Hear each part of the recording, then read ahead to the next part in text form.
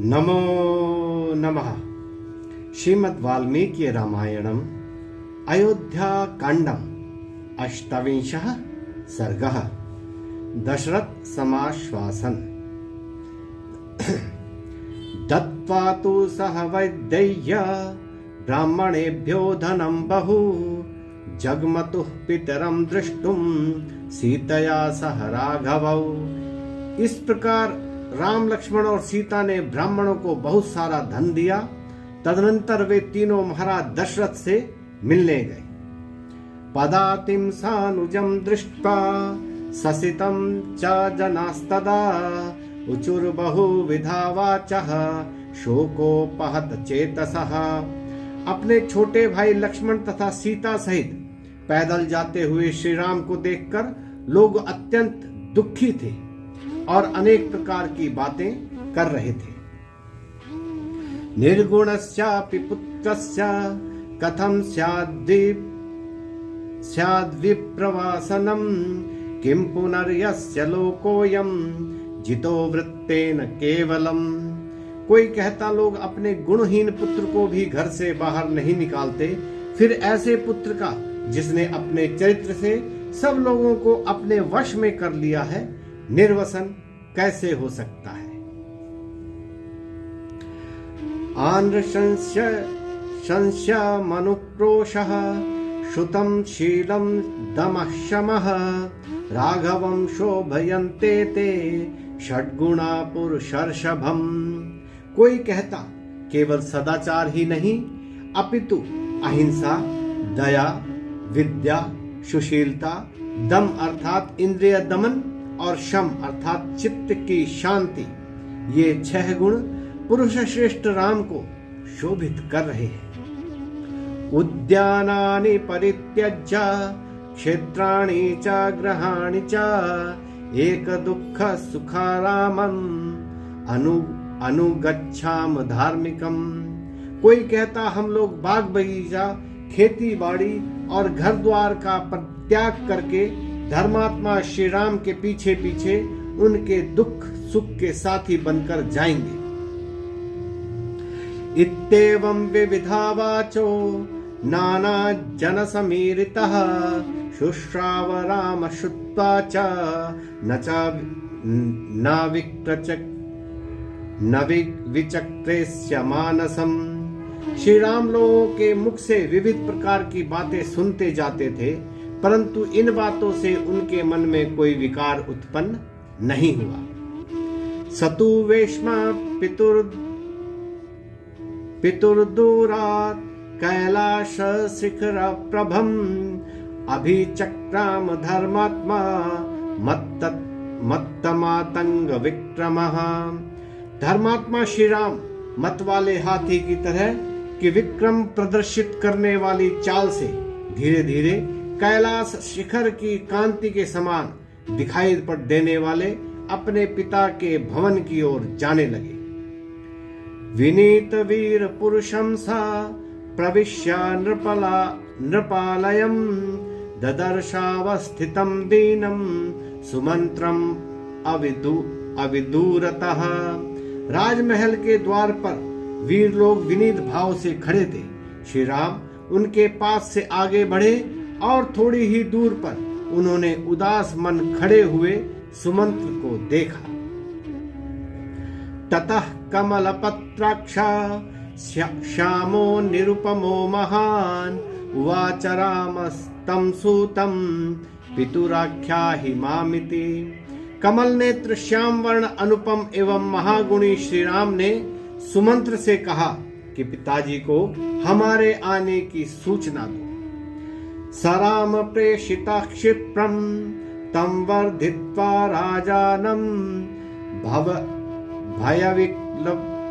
भवविक्लवया वाचा मंदया सलक्षणम ब्रवीत।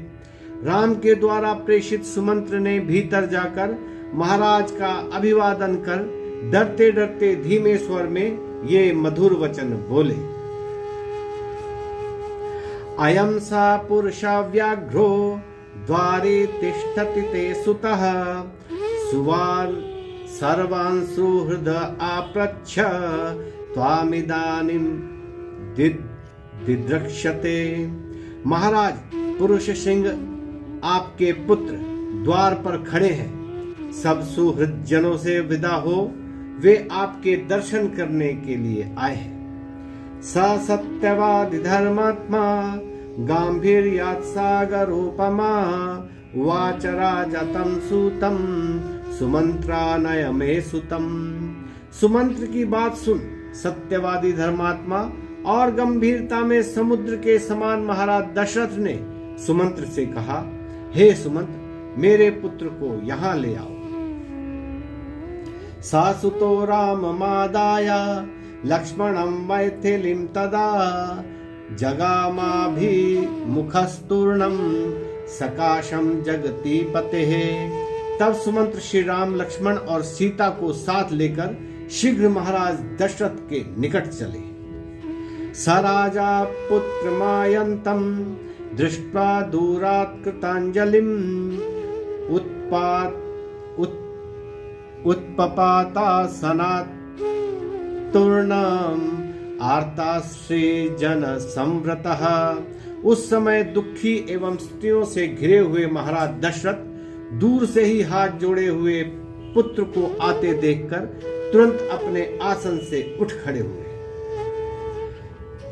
सोऽभिदुद्राववेगेन रामं दृष्ट्वा विशाम्पतिः तमः सम्प्राप्य दुःखार्तः पपात भुवि मूर्छितः। वे श्री राम को देखकर उनकी ओर बड़े वेग से दौड़े, किंतु दुखी राजा उन तक न पहुंच मूर्छित होकर भूमि पर गिर पड़े।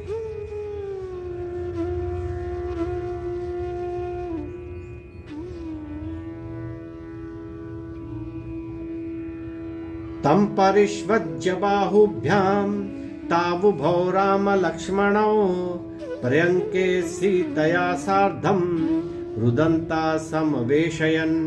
राम और लक्ष्मण ने भुजाओं को पकड़कर महाराज को उठाया और सीता सहित रोते हुए उन्हें पलंग पर ले जाकर बैठाया। अथ रामो मुहूर्तेन लब्ध संज्ञम महीपतिम् उवाच प्राञ्जलिर्भूत्वा शोकार्णव परिप्लुतम्। जब एक मुहूर्त पश्चात महाराज सचेत हुए, तब शोक समुद्र में डूबे हुए महाराज दशरथ को राम हाथ जोड़कर बोले, आप्रच्छे त्वां महाराज सर्वेषां ईश्वरोऽसि नः प्रस्थितं दंडकारण्यं पश्य त्वं कुशलेन माम। हे महाराज, मैं आपसे वन गमन की आज्ञा लेने आया हूँ। आप हम सब लोगों के स्वामी हैं। मैं दंडक वन जा रहा हूँ। आप एक बार मुझे कृपा दृष्टि से देखिए। लक्ष्मणं चानुजानीहि सीता चान्वेति मां वनम कारणैर्बहुभिस्तथैर्वार्यमाणो न चिच्छतः। लक्ष्मण और सीता को भी मेरे साथ जाने की आज्ञा दीजिए। मैंने अनेक उचित कारण बतला इन्हें रोकना चाहा, परंतु ये रुकते नहीं, जाना चाहते हैं। अनुजानिहि सर्वान्नः शोकमुत्सृज्य मानदा लक्ष्मणं माम च सीतां च प्रजापतिरिव प्रजाः। हे सबको मान देने वाले, आप शोक का त्याग कर हम सबको वैसे ही आज्ञा दीजिए जैसे प्रजापति अपनी आज्ञा को देते हैं।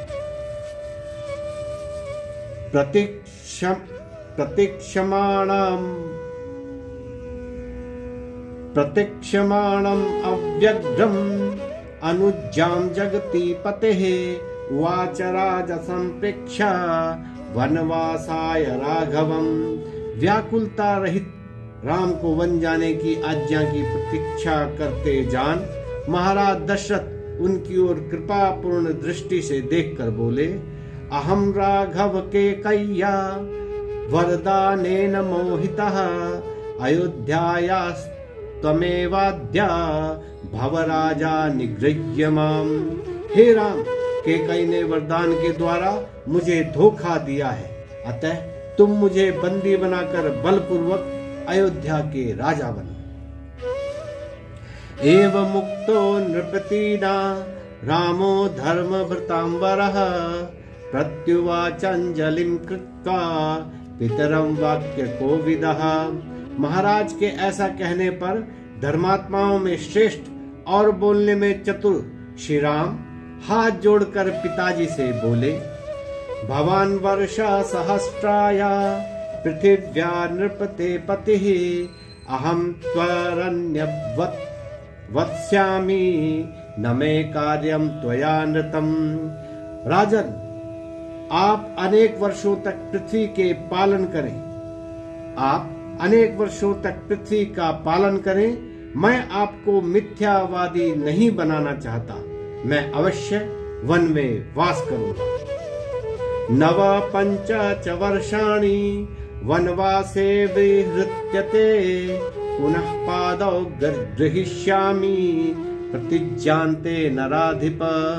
हे नराधिप, 14 वर्ष वन में निवास कर और अपनी प्रतिज्ञा को पूर्ण कर मैं पुनः आपकी चरण सेवा में उपस्थित हो जाऊंगा।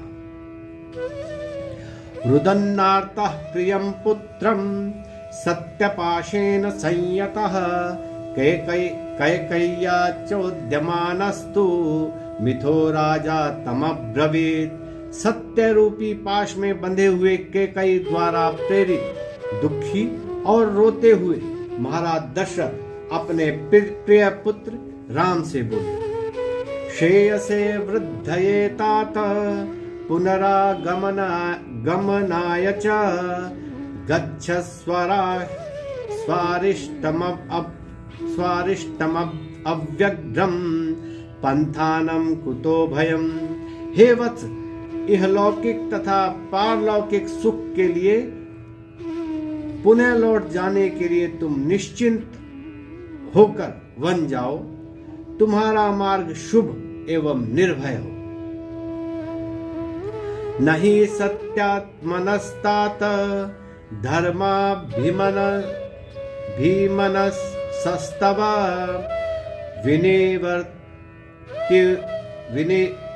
विनिवर्तयितुं वृद्धिं शक्यते रघुनंदन। हे रघुनंदन, तुम सत्य पालन में दृढ़ और धर्म में मन लगाने वाले हो, अतः तुम्हें इनसे हटाकर दूसरे मार्ग पर चलाने की शक्ति किसी में नहीं है। अद्य त्विदानीं रजनीं पुत्रमागच्छ सर्वथा एकाह दर्शनेनापि साधु तावच्चराम्यहम्। परंतु पुत्र, आज की रात्रि तो तुम किसी प्रकार यहीं रह जाओ, एक दिन तो और मैं तुम्हारे साथ रहने का सुख भोग लूं। दुष्करम क्रियते पुत्र सर्वथा राघव त्वया मत्प्रियार्थं प्रियांस्त्यक्त्वा यद्यासि विजनं वनम्। पुत्र राम, तुम यह अत्यंत दुष्कर कार्य कर रहे हो, जो मेरा प्रिय करने के लिए तुम अपने सब प्रियजनों को छोड़कर वन जा रहे हो।